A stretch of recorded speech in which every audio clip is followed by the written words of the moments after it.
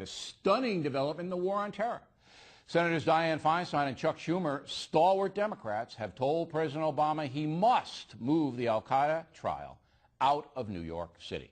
And so the president has ordered Attorney General Holder to look for another site. Is this another defeat for the president? Joining us now from the panhandle of Florida, north of here, Fox News analyst Karl Rove.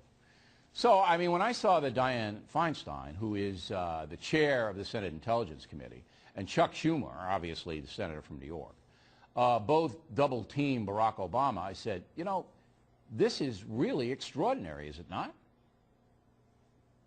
Yeah, and look, it's the tip of the iceberg because Senator Gillibrand of New York joined Senator Schumer in this.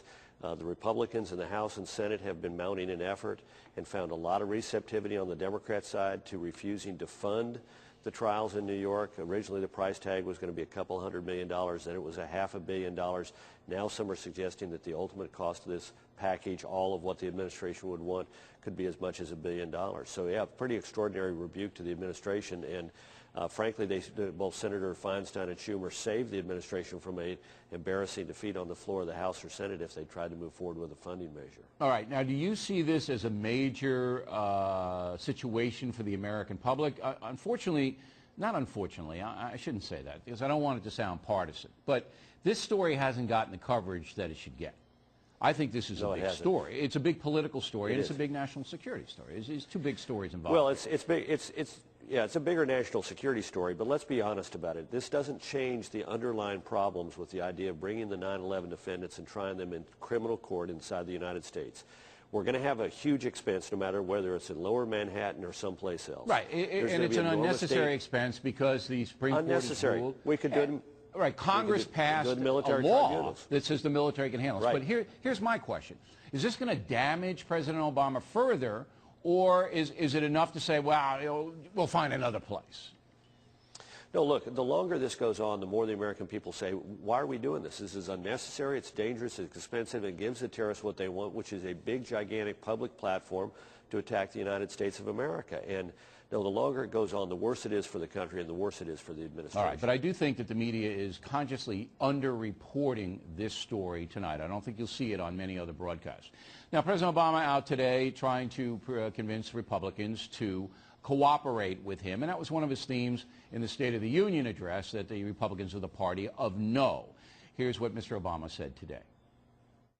I know folks, when we're in town there, spend a lot of time reading the polls and looking at focus groups and interpreting which party has the upper hand in November and in 2012 and so on and so on and so on.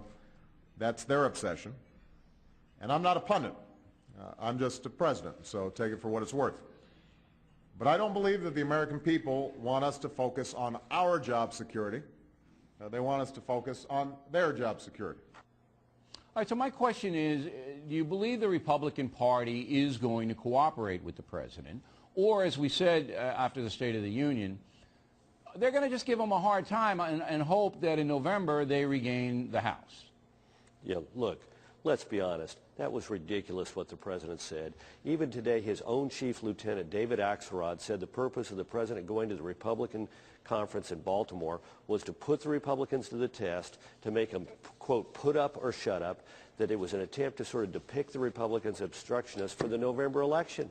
In fact, look, the State of the Union address, in the weeks leading up to it, the president's political advisors were out there saying, because the polls are showing a problem with jobs and the deficit, and because of the growth of the Tea Parties, we're going to make a political pivot in order to help the Democrats recover ground in order to more successfully compete in the November elections. This was not an authentic outreach by the President of the United States. In fact, I got to tell you, it was extraordinary. The Republicans, you know, the party of no, the Republicans laid out a stimulus package that was half the cost of President Obama's and generated twice the jobs, using the methodology of Obama's own Council of Economic Advisors to analyze the bill. The Republicans laid out their own comprehensive alternative on health care, including tort reform and buying insurance across state lines and so forth.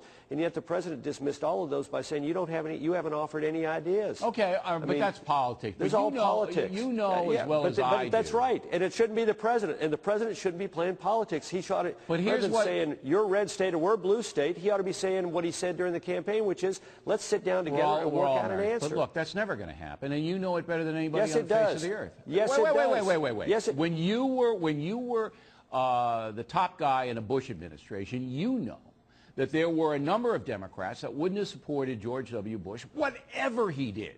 Whatever he did, they were going to vote the other way. I got that. But you know what? I know that, but I also know something else, Bill, that it's the responsibility of the president to push on through that. President Bush did. On the tax cut, we sat down with Democrats and Republicans and worked out a deal. On No Child Left Behind, we sat down with Republicans and Democrats and worked out a deal. On the energy bill, it took 3 years, but we sat down and worked out a deal and came to a common agreement. Didn't agree all the time, had to give and take. This president is unengaged in that kind of work. He likes making these political statements and going to the conference and getting himself on television. I was shocked, however, when the Republican leader in the House said that he had not talked to the president's chief of staff in over a year and that it had been months since he had a conversation with the White House of any substantive nature. That's not the way you ought to be if you're the President of the United States. Yeah, exactly. Wow. And I mean, look, I know that there's a lot of politics in Washington. Heck, we came in with a highly contentious election, and yet President Bush pushed on through it. I write about some of this in my book. You're right. There are Democrats who would not have walked across the street to put him out if he was on fire. But this President Obama talked about we're not red states, blue states, we're United States, and yet he will not act on that. When's your book, real fast, when's your book coming out?